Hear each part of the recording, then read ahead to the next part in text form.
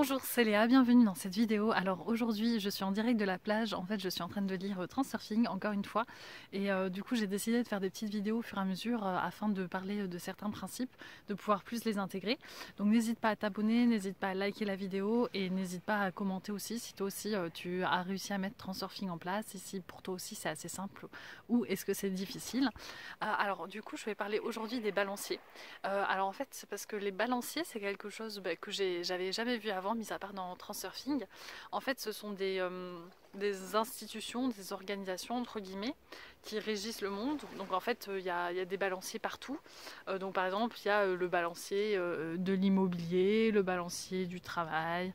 Enfin en fait tout fait partie d'un balancier. Par exemple même l'écologie c'est un balancier.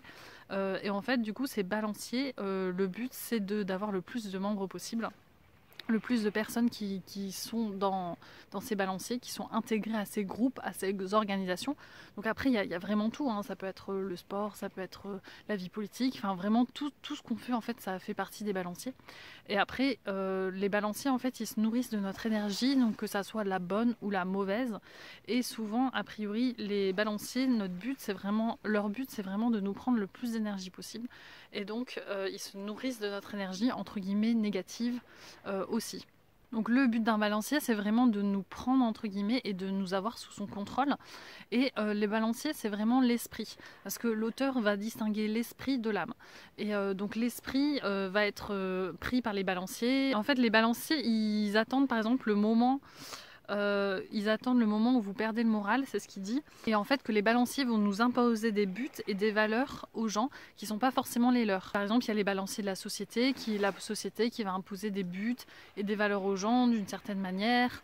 Et du coup, les balanciers, leur but, c'est qu'on reste collé à ces balanciers, qu'on reste dedans.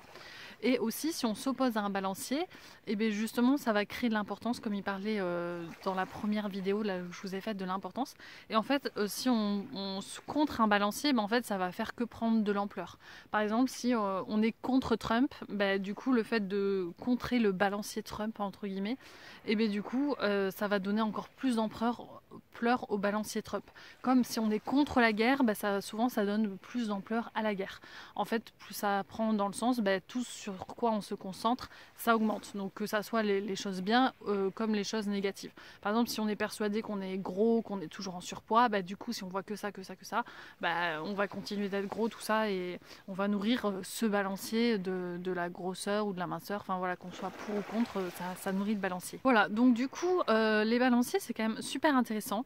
Et d'ailleurs, moi, mon livre que j'ai écrit, Petit guide pour t'aider à faire le bon choix, c'était justement un guide pour retrouver ce qui nous plaisait vraiment sans avoir justement les filtres de la société, les filtres il faut faire ci, il faut faire ça, c'est impossible de faire ci, c'est impossible de faire ça, il nous faut de l'argent, tout ça en fait sont des balanciers et en fait les balanciers parlent à l'esprit. L'auteur dit que pour se libérer des balanciers, il faut que notre esprit et notre âme soient d'accord, que notre esprit et notre âme aient les mêmes objectifs. Du coup, ce qu'il va falloir faire, c'est écouter notre âme.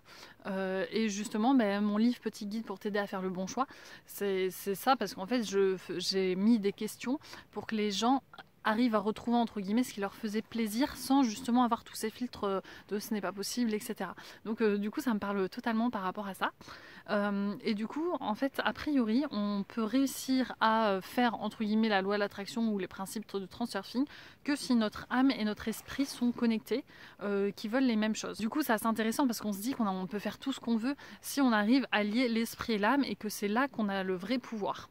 Et justement c'est marrant parce que les balanciers ils nous disent que non, il faut être raisonnable, il faut être dans le droit chemin, tout ça, et c'est vraiment notre esprit en fait qui prend le contrôle, un peu entre guillemets notre ego, mais en fait notre esprit pense qu'il veut quelque chose, mais c'est pas forcément ce que l'âme veut.